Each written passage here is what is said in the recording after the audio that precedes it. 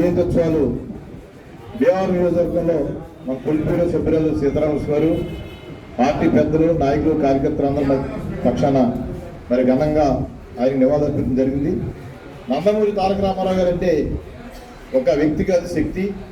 ఆయన సినీ రంగంలోనే ఒక అందాల నటుడిగా, రాముడిగా, కృష్ణుడిగా, అలాగే మరి ఎన్నో విప్లవాత్మక సినిమాలు కూడా తీసి తెలుగు ప్రజల హృదయాన్ని గెలుచుకున్న గొప్ప మహోన్నతమైన నాయకుడు మరి నందమూరి తారక రామారావు గారు.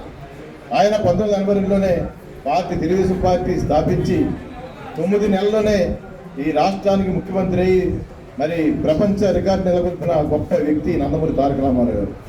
ఆయన మరి ముఖ్యమంత్రిగా కిలో 2 రూపాయల బియ్యం కానీ, కూడు గూడు గుడ్డ అనే మరి ఒక నినాదాన్ని తీసుకొచ్చి పేదవారికి గృహాలు కానీ, అలాగే ఆడవారికి ఆస్తుల హక్కు కానీ అన్నీ కూడా మరియు రైతులకి సబ్సిడీ మీద ఎరువులు, విద్యుత్తు కానీ ఎన్నో కార్యక్రమాలు చేసిన గొప్ప వ్యక్తి అయిన.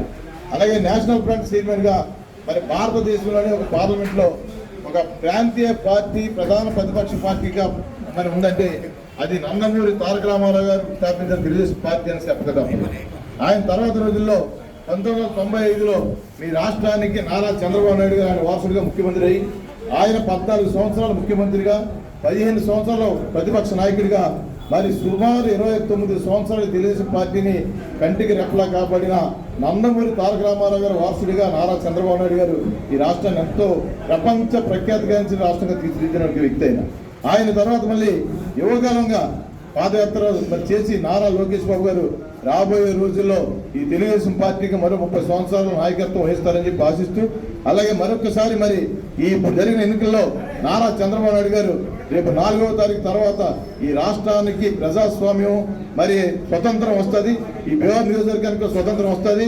రాబోయే రోజున చంద్రబాబు నాయుడు ముఖ్యమంత్రిగా ఈ ధ్వంసైపోయిన రాష్ట్రాన్ని ప్రగతి పథంలో నడిపించడం కోసం మన తెలుగుదేశం పార్టీ నాయకులు, కార్యకర్తలు అందరూ కూడా మరి సహకరిస్తారని చెప్పి తెలియజేసుకుంటూ, అలాగే బీహార్ నియోజకవర్గంలో మరి ఎప్పుడు లేని విధంగా 1982 తర్వాత అటు పార్లమెంట్లో కానీ ఇటు అసెంబ్లీలో కానీ సైకిల్ గుర్తు లేకుండా తొలిసారి ఎలక్షన్ జరిగింది.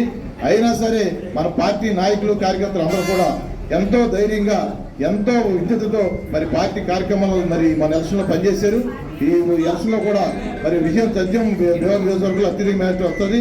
మన పార్టీ నాయకులు, కార్యకర్తలు ప్రతి గ్రామంలోనూ వార్డులో అందరినీ కూడా కంటికి రెప్పలాగా కాపాడుకునే బాధ్యత మా నాయకులు అందరి మీద ఉంది. కాబట్టి అందరినీ కూడా ఉన్నత స్థానంలో తీసుకెళ్లి అందరికీ గౌరవం వచ్చే విధంగా ఈ కార్యక్రమాలు చేస్తామని చెప్పి అందరూ తెలియజేసుకుంటూ, మరి ఒక్కసారి ఎన్టీ రామారావు గారికి జన్మదిన శుభాకాంక్షలు, జయంతోత్సవాలు మరి ఆయన ఘనంగా నివాళులు అర్పిస్తూ బీహార్ నియోజకవర్గ మరి ప్రజలందరి తరఫున కూడా తెలుగువారు ఎక్కడున్నా సరే ఎన్టీ రామారావు గారి జీవితాంతం ఆయన ఆశయాల్ని, అనుగుణాన్ని ముందుకు తీసుకెళ్తామని సందర్భంగా తెలియజేసుకుంటూ జై తెలుగుదేశం, జై చంద్రబాబు నాయుడు గారు, జోహార్ ఎన్టీఆర్.